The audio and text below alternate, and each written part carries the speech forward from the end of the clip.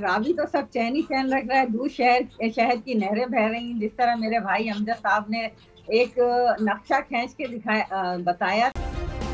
Subscribe करें और bell दबाएं ताकि कोई खबर रह न जाए।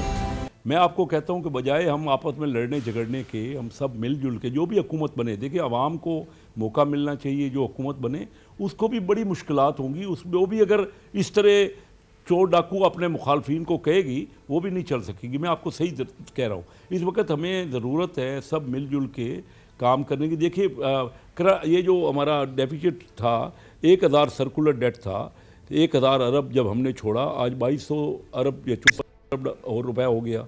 आप बताइए ये बढ़ता जाएगा। बिजली का खसारा, बिजली की चोरी है वो ख़त्म नहीं हुई। अब नारे और दावे तो सब करते हैं। हम सबको, मैं आपको न्यूरल आरफीन बताऊँ, हम इन तरह ये अगर जमहूरी निज़ाम है ना, जिसमें कि जो भी पार्टी बन जाए और जो मुखालिफ है वो सब आपस में दस्तो गरेबा रहेंगे ना, तो नहीं होगा काम।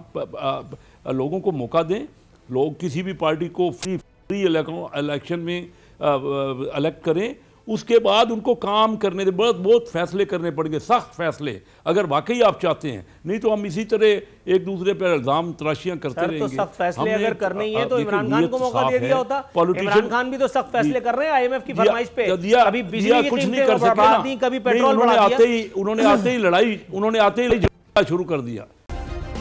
सब्सक्राइब करें और बेल दबाएं ताकि कोई खबर रह न जाए।